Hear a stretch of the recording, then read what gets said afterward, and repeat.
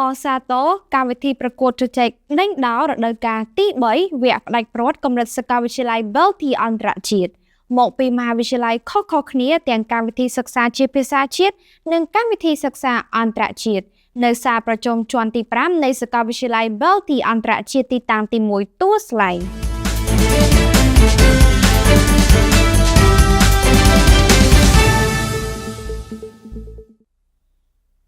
នាថ្ងៃទី28ខែកុម្ភៈឆ្នាំ2026សាកលវិទ្យាល័យ Belty អន្តរជាតិបានរៀបចំកម្មវិធីប្រកួតជជែកដេញដោលរដូវកាលទី3វគ្គផ្ដាច់ព្រ័ត្រកម្រិតសាកលវិទ្យាល័យ Belty អន្តរជាតិដោយមានការអញ្ជើញចូលរួមពីឯកឧត្តម Lina Wood សាកលវិទ្យាធិការនៃសាកលវិទ្យាល័យ Belty អន្តរជាតិព្រមទាំងមានការអញ្ជើញចូលរួមពីសំណាក់ថ្នាក់ដឹកនាំសាស្ត្រាចារ្យដូចជាគ្រូបង្គោលចៅក្រមនិងនិស្សិតនៃសាកលវិទ្យាល័យ Belty អន្តរជាតិដែលប្រព្រឹត្តទៅនៅសាលប្រជុំជាន់ទី5នៃសាកលវិទ្យាល័យ Belty អន្តរជាតិទីតាំងទី1ទួលស្លែងគួរបញ្ជាក់ផងដែរថាកម្មវិធីប្រកួតជជែកដេញដោលនេះមានបេក្ខជននិងបេក្ខនារីមកពីក្រុមស្របនិងក្រុមបដិសេធសរុបចំនួន6ក្រុម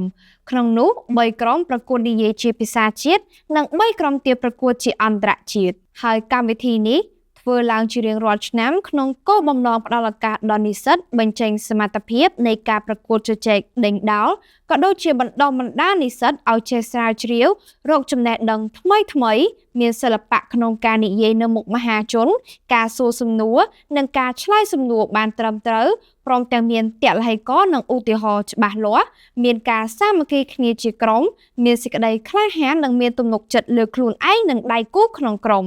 ដើម្បីអភិវឌ្ឍខ្លួនឈានទៅរកការប្រកួតប្រជែងជាលក្ខណៈជាតិនិងអន្តរជាតិក្នុងនោះផងដែរឯកឧត្តម Lina Wood បានមានមតិសំណេះសំណាលកោតសរសើរចំពោះសមត្ថភាពក្លាហានរបស់បេក្ខជនបេក្ខនារីប្រកួតជជែកដេញដោលទាំង6ក្រុមដែលសុទ្ធតែជាបញ្ញវន្តមានទេពកោសល្យតាមរយៈការបញ្ចេញសម្លេងលើវេទិកាប្រកួតប្រជែងបន្ថែមពីនេះឯកឧត្តមបានលើកឡើងពីតម្លាភាពនិងភាពយុត្តិធម៌នៃការដាក់ពិន្ទុរបស់គណៈកម្មការចៅក្រមដែលមានបទពិសោធន៍ជាច្រើនឆ្នាំទៅលើបេក្ខជននៅក្នុងកម្មវិធីការប្រកួតប្រជែងដេញដោលមួយនេះឯកឧត្តមសាកលវិទ្យាធិការបានផ្ដល់ជាប្រាក់រង្វាន់អាហារូបករណ៍និងដំណើរកម្សាន្តដល់បេក្ខជនដែលជាប់ជ័យលាភីថ្លៃមុននឹងបញ្ចប់ឯកឧត្តមបានផ្ដាំផ្ញើដល់និស្សិតឲ្យខិតខំសិក្សារៀនសូត្រនិងដោះខាត់ខ្លួនឲ្យក្លាយជាទំពាំងស្នូលឫស្សីដើម្បីរួមចំណែកអភិវឌ្ឍសង្គមជាតិទាំងមូលជាទីបញ្ចប់ឯកឧត្តម Lina Wood សាកលវិទ្យាធិការនៃសាកលវិទ្យាល័យ Belty អន្តរ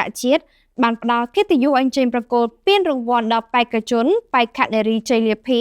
ដែលទទួលបានចំណាត់ថ្នាក់លេខ1លេខ2និងបានថតរូបអនុស្សាវរីយ៍ជាមួយបេក្ខជនជ័យលាភីទាំងអស់រួមជាមួយថ្នាក់ដឹកនាំសាស្ត្រាចារ្យដែលជាគ្រូបង្គោលចៅក្រមនិងនិស្សិតដែលបានអញ្ជើញចូលរួមនាពេលនោះក្រោមបរិយាកាសរីករាយនិងស្និទ្ធស្នាលយ៉ាងក្រៃលែងជាចុងក្រោយដោយនាងខ្ញុំហងពុតបូរមីផ្សាយចេញពី Belty IU News សូមអរគុណសូមជម្រាបលា